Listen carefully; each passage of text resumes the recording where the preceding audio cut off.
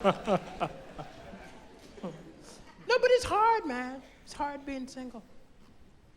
And I was in a relationship for a long time. I was in a relationship for 6.5 years. It was a good relationship, but we always used to fight. And the main reason we used to fight was because she was a psychologist. Do we have any therapists in the house? Psychologists? No. I was with her 6 years. I did not win one argument. Did not win one argument. She used to cheat in arguments because she knew how the mind worked. She'd use her psychobabble. I'd make a very good point and she'd go, that's not you talking. That's your fear talking. I know what my fear sounds like. My fear sounds like, ah! It doesn't do voice impressions. That's your fear talking. And if you ever date a psychologist or a therapist, never let them find out any traumatic events which happened in your childhood. Or then they think they figured you out. Like this part isn't a joke, okay? It's a sad fact. When I was younger, I was molested. Unfortunately, it's happened to a lot of people. Now, I told her, because you open up to your partner, she started bringing it up. She'd be like, Daliso, I think you're afraid of commitment. And I think the reason you're afraid of commitment is because you were molested. I was like, do you have to bring this up at a Christmas dinner party? In front of all of my friends and my uncle.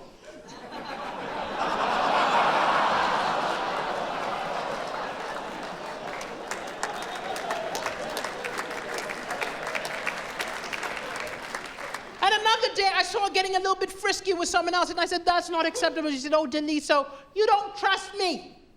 In fact, I think you don't trust anybody because you were molested. And I was like, that's nothing to do with it. Your tongue was nearly down his throat. And she said, you saw that? Well, are you sure you saw what you think you saw? Because I read in my psychology textbook that people who've been through traumatic events in their childhood, like you, in later life, you can hallucinate. So maybe you didn't see what you thought you saw. I was like, really? Well, I was reading that psychology textbook too. And I read that people who've been through traumatic events in their childhood, like me, in later life, we can flip and kill people.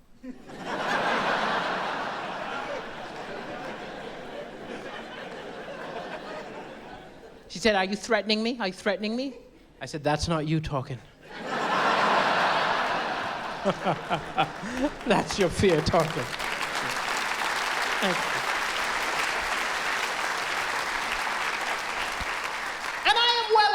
That is a very strange subject for comedy, right? And people have rightly said to me sometimes, why do you talk about such a horrible thing? But from where I look at it, first of all, yes, bad things happen to me, but hey, I'm still standing. I'm here. Ha. Yeah.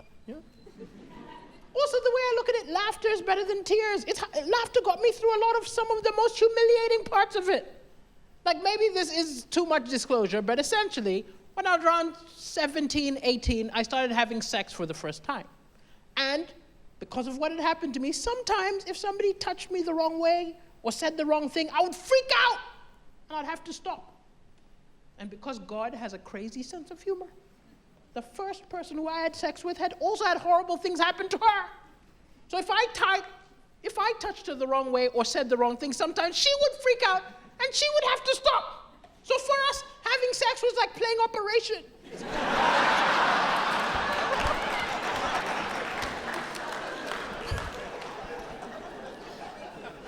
And it was horrible, right? It was horrible, it was embarrassing, but at the same time, there was one day we just started giggling, and it made it a bit better, it didn't change anything, and I think that's why I'll always talk about everything, right? I'll try to talk about everything, because I think that's what comedy's for. It's for taking the teeth out of the monsters. We make jokes about politicians, we make jokes about, I don't know, stuff you can't change.